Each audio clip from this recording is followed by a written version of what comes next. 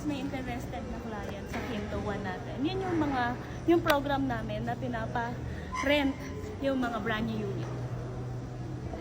Kinto One. So, yan. Ano yung Kinto One?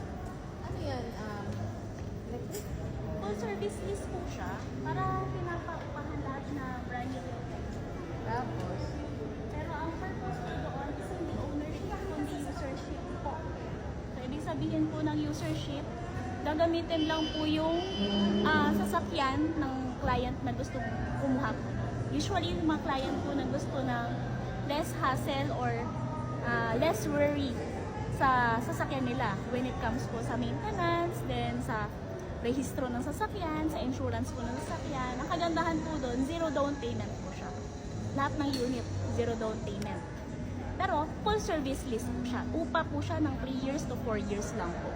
Then meron lang pong mileage na pwede nyo pong kunin. Example po, ang rent nyo po sa amin sa isang taon ay 10 kilometers.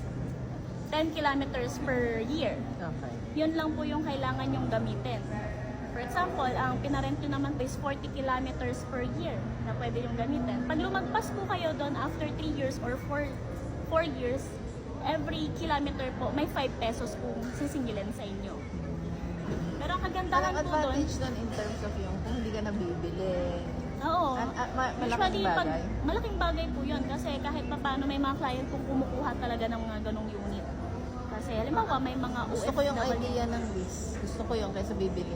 Opo, yung leasing po kasi, sagot ni Toyota Motors Philippines, yung pagpapa-change oil ng unit, service po natin, ang insurance po ninyo, pag na-aksidente yung sasakyan, dadalhin nyo lang po siya talaga sa Toyota. Any Toyota dealership po pwedeng Tapos wala nang... maklaim. Oo.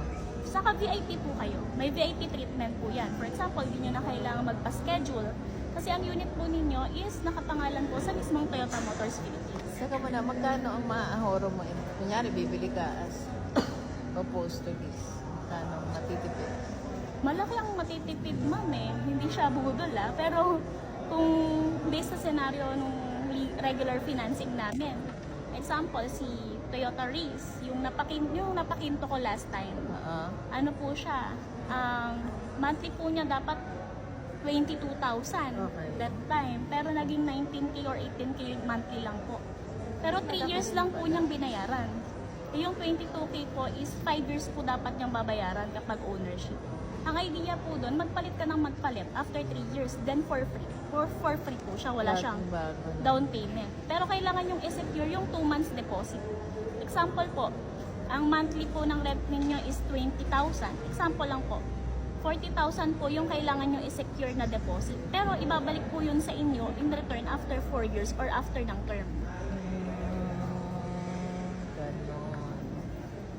So, mababa ng, let's say, bibilin mo yung ownership. May unit ba kayo dito, ma'am?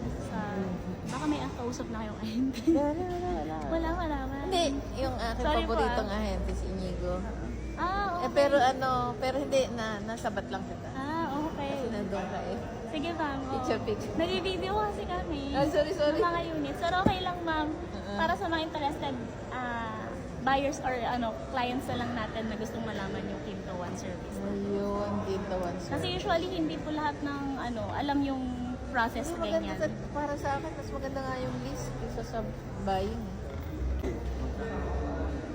Meron po ako ditong price list Meron ka? ng Kinto One. Pwedeng makahingi. Pwede nyo naman pong kaya lang si Sir Inigo po yata Kay yung Inigo na lang ako ninyo hingi. Kay Inigo na lang ako hingi. Pero anyway, ma'am, I miss Pat Toyota Pasig. Thank you so much. Nice meeting you po.